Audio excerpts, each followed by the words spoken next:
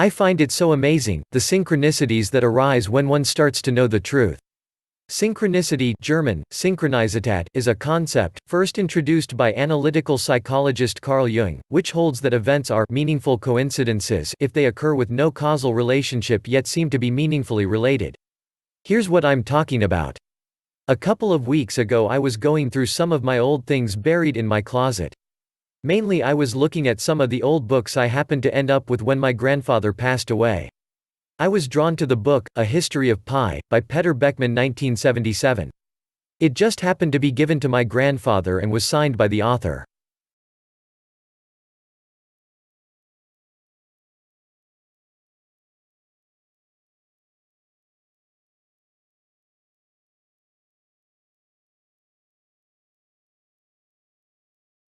I took a few hours and scanned through it. It was quite interesting how pi was thought to be a godly number and held the secrets to the universe. I put the book down and turned to YouTube. Right away I was drawn to a video, remote viewing, pi final sessions. God only knows.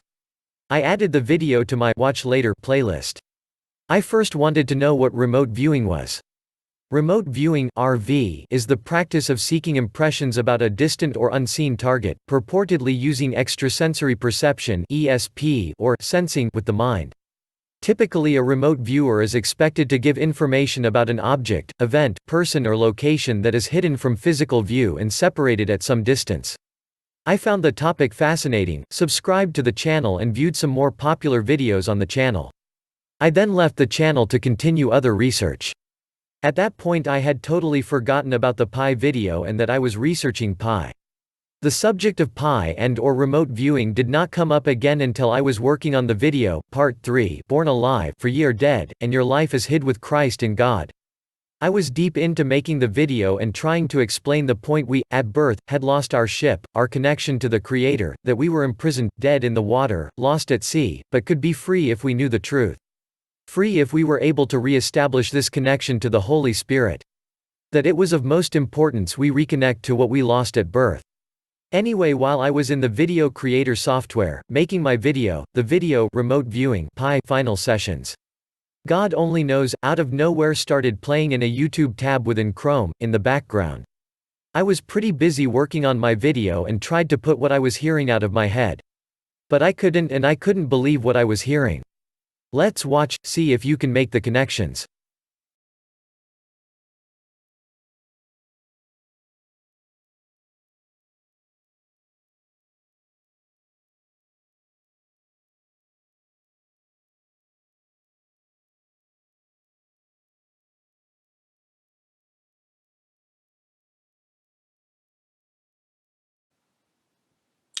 Edward here. Just a quick note. I'm about to go into my sessions here for the remaining sessions for Pi, the target Pi that Dustin Newcomb selected for me. And this was an important project for me. Changed my perspective. The thing about what's important with remote viewing to me is not about wowing people with describing targets and that kind of thing. It's not that for me. Remote viewing for me is my attempt to reach back to the source of who I am, who we are as a consciousness.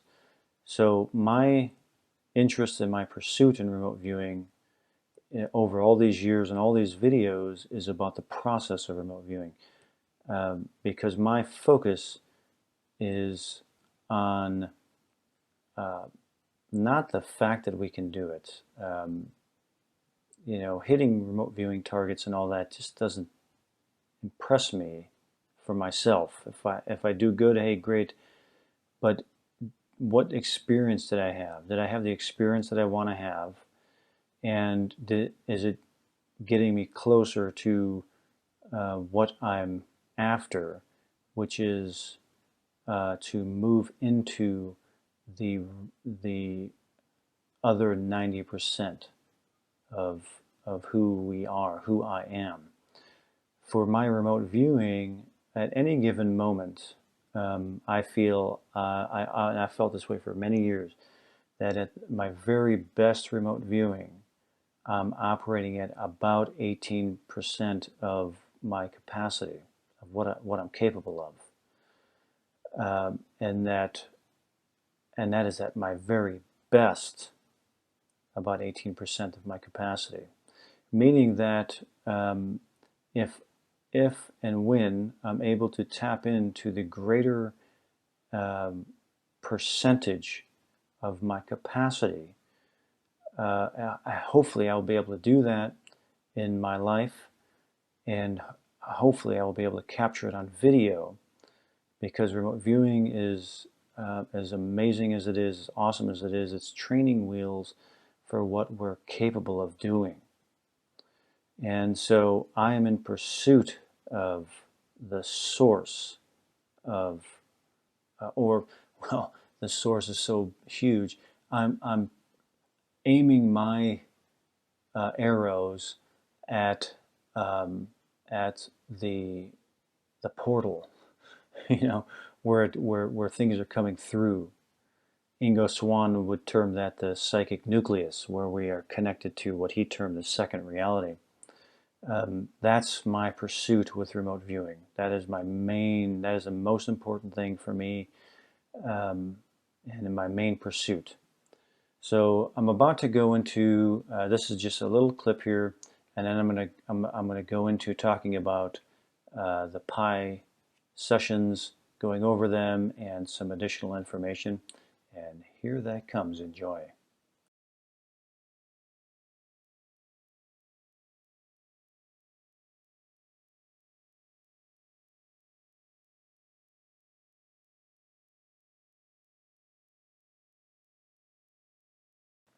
What is pi? For those who don't know, I'm going via Wikipedia, and I got a couple other references here too. But this is interesting of what the symbol means, and how that is associated with pi, the ratio of the radius and circumference of a circle. So it's dealing with circles, and they're dealing with the sphere. But the Greek letter in the Greek alphabet, the letter is representing the sound. Representing the sound. What does that mean? What sound does it represent? Is it like a biblical, in the beginning was the word kind of sound, the Big Bang? What sound are they talking about? Let me go through the quick version of this session here. Going through my preliminary stuff until I feel curiosity's triggered. My first thing that I got into was this idea of intelligent, smart, thinking, a processor, and this idea of advanced thinking. It had a biological feel, and it reminded me of a brain. Human brain or non-human brain, I don't know. There are things in here, the solid, fluffy, fibrous. Reminds me of a brain, and awareness, and intelligence, but it had a specific feel about it. There was this feeling of an awareness that is captive, boxed, imprisoned. Idea, question mark, means like that? Question mark, captive, question mark, boxed, imprisoned, held, question mark. I'm trying to describe what I'm experiencing here. There's an awareness here to this target. It feels like it's being held back, suppressed. There's a feeling of suppression here. And I'll go into what I'm trying to conceive of what I may have been experiencing here. A very powerful awareness is here. But there's also a profound feeling of captivity. Captivity. A captive being, massive intelligence.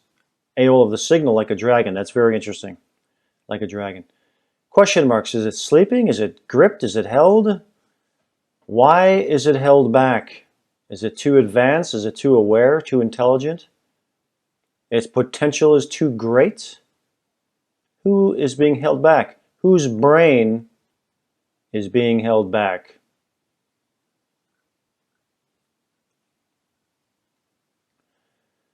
Move to the awareness and describe. There's some awareness here.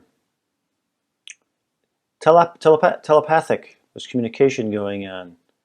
Like it's just a brain with a nervous system inside of it and no body, just this brain floating.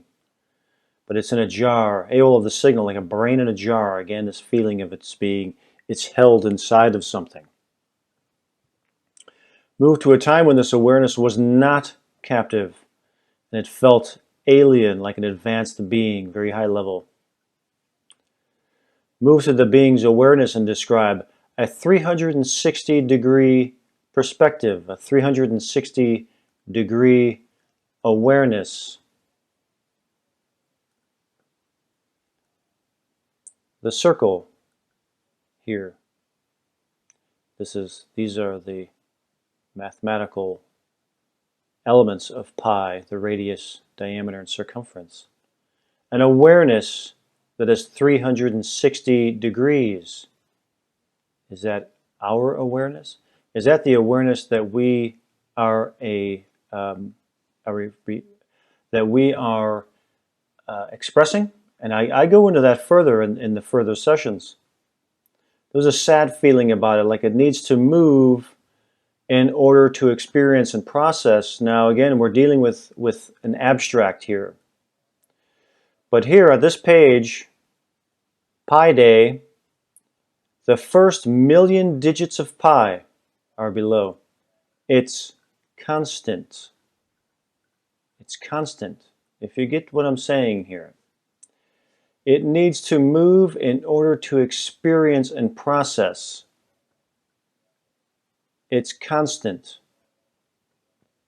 If you get what I'm saying. It moves and intakes. I had this like an octopus. Octopus, which now we're thinking maybe an alien life form here on Earth. As it moves through fields. It generates some type of tension or static, and that is absorbed. It feels okay. It doesn't feel threatening to me. Alien life form, what am I talking about there? Let me get this session out of the way and I'll go back to some of these ideas. Again, this is the short version. I go way further into this for my Patreon subscribers. Non-Earth biology, terraforming. There is a feeling of the captivity feeling. And I'll go into that again here real quick. Move to who is holding this captive and describe what's going on here. Is this AOL? Am I making stuff up here? Or is there something here generating our reality? Getting into DNA splicing. What does that have to do with pi? I don't know. This is what happens at conception. As we're coming into this reality, as a host is being generated for us, that's where we come in right here. Here we are. We come in via the sphere, and pi is the calculation of that. Trying to escape bondage. And then I had to take a break. It was too much for me. I had a break after that. Where does this come from? This idea of an awareness that is being held captive. What other big sphere has another sphere around it, and we give it meaning of that type of something along that nature? Saturn, maybe. Saturn governs time, which we feel held captive inside of the realm of time as well. As that goes, there's our spheres for that. I'm getting the ideas of something that is holding an intelligence captive almost held captive. Is that the nature of our reality? We're held captive in here. I believe we are. I believe we are held captive within the framework of the sphere, the geometric framework of the sphere. And I also feel very strongly that our awareness is governed inside of an electromagnetic sphere as well. And that electromagnetic spheres represents the threshold of our awareness, meaning our mind is in here. This is the threshold of awareness here. And as remote viewers, we pop through that, and we interact in and out of that realm. Out here is we have access to everything. In here, we're governed. We're governed.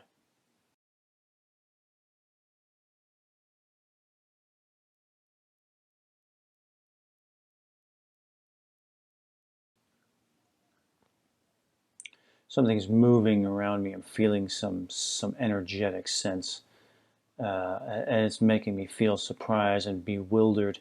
And people are surprised too if they don't know what to think about it. It kind of comes in unannounced. It's some unusual energy force here, moving fast. There is an event element to this, like something showing up unannounced.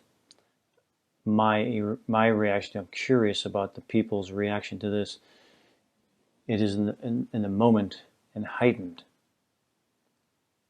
Like there's something new to it. And this spark that's arcing around this circular formation here. It's electric. Some foreign substance, some kind of strange component. And again, it's arcing around in this cyclical motion, and I feel like I want to touch it. Some strange phenomena that I can interact with. And then I break. I come back. I'm going to go through all the sessions here, the remaining sessions. I go back into it. And again, some sparking energy moving out of sight. It's going, moving beyond range. Oh, this one I was asked to look at the source, the generator, the output generator. Hang on a second. This is what I was asked to look at. From my questionnaire, move to the source of this energy and describe.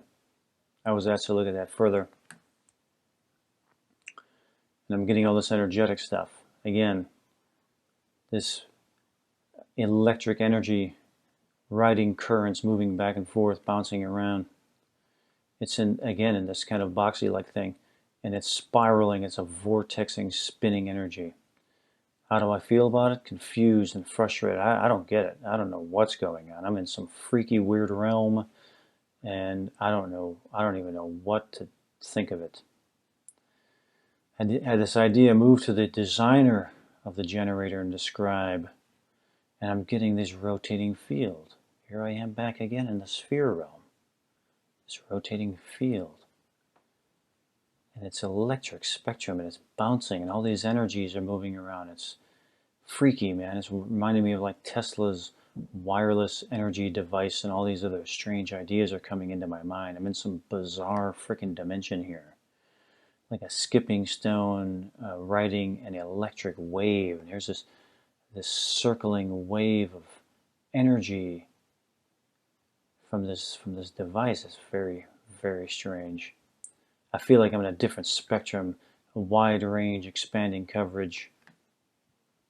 Again, I'm like, what the hell is going on? Who controls this? I want to know. Someone or thing that can turn it up and down, expand and contract the field. It's like it's opening a window and then closing it, an expanding field. And I'm going to go, I get some of this stuff can be comes up in the talk with Marcus, as Marcus is well. Let me get through that. I'm right at the end, and I'll go into Marcus. Some kind of a Hertz range or some strange range that I'm picking up, some spectrum that I'm picking up, and I have this notion here that I'm drawing of this communication through time and space, like it's trying to make contact here. When I'm looking back at this image from my session, it's bringing me back to this embryo, and that's what this reminds me of.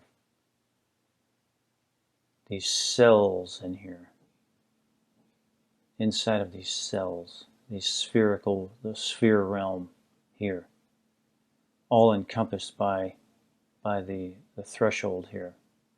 Time out. This is exactly where I started watching the video. As soon as I heard the word embryo, I had to see. The round image in the background is picture of an 8-cell embryo, at 3 days, found on wiki page of Human Embryonic Development. This is what it's reminding me of. Again, it's electric and energy, all this energy coming through it. A communication field. It's all about communication. Communication devices and electric and all that kind of stuff. It's all about communication. That was it. That was the end of the session. Now, as a result of this session, I was contacted by a geophysicist from Germany by the name of Marcus Perk. And he contacted me and wanted to give me some information that he finds from this session and from my other work, exploratory work, that correlate to a long dead physicist by the name of Bernhard Heim. He is a German physicist who was a genius mathematician, and you can see him here. This dude's story is unbelievable, man. He blew both of his arms off at the elbow. They makeshift some little club claws in there that he was able to fit a piece of chalk in so that he could do his mathematical calculations. He was blind in one eye and could barely see out of the other, and I think he was deaf too from an explosion. It's just crazy. The whole thing is nuts.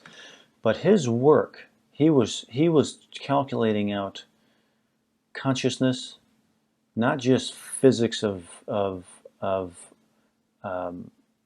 measuring neutrons and all this crazy math, but he was also working to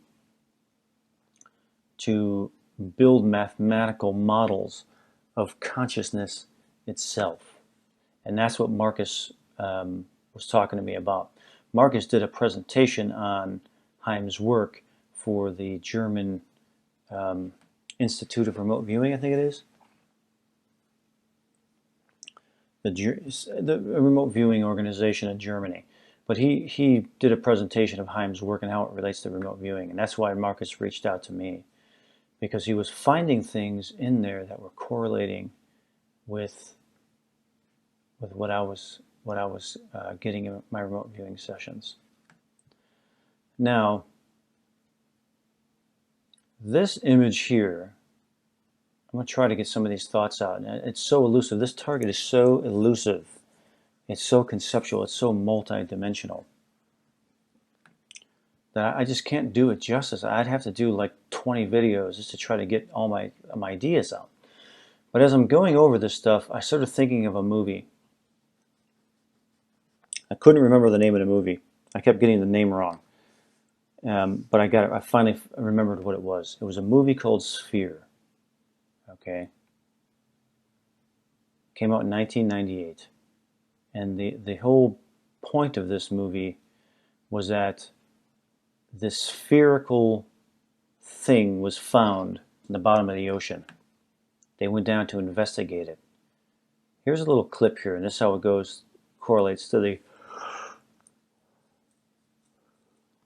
Pi sessions.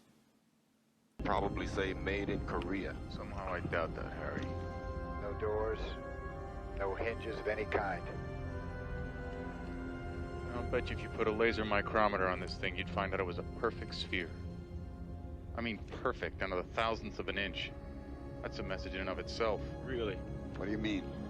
Well, when Pope Benedict asked Giotto for a drawing to prove his worth as an artist, Giotto drew a perfect circle. Freehand. Perfection is a powerful message. What happened in this movie is they find this sphere, and one by one they walk into the sphere.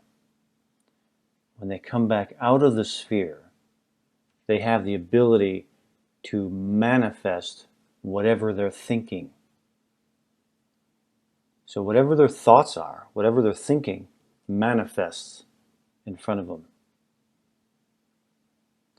They realize that towards the end of the movie that they have to separate themselves from that they're not ready for the full capacity of what we can do. We are not mature enough. Our thoughts aren't pure enough. Our emotional intentions aren't pure enough. We don't have at this point in our degradation, to have the full capacity of our power would be extremely destructive. And so they realize that, and so they separate themselves from it. They turn it off. They let it go. They don't want to wield the responsibility that comes with being fully intact with who and what we are. See, in my view, after these sessions with Pi, is that this sphere, what was being represented in this movie, is real. This sphere is this embryo here that manifests. This manifests a host that our awareness, our consciousness then resides in. We're built a host, just like in that movie.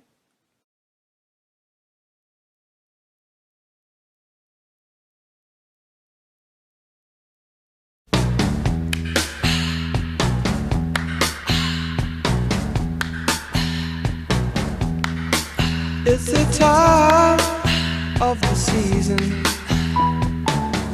when love runs high. In this time, give it to me easy, and let me try with pleasured hands to take you in the sun to promised lands, to show you everyone. It's the time of the season for loving.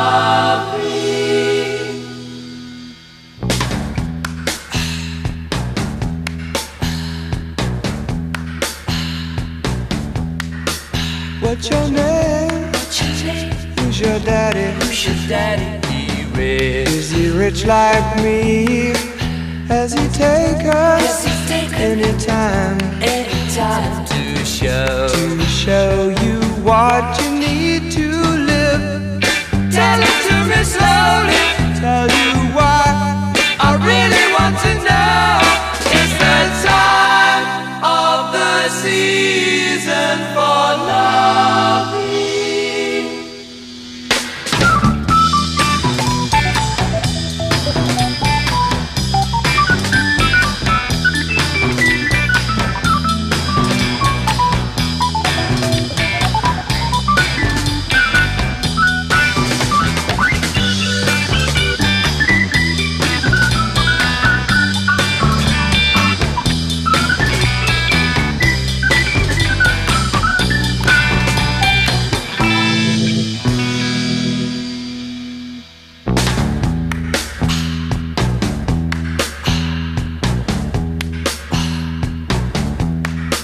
What's your name? Who's your daddy? Is he rich like me? Has he taken any time to show you what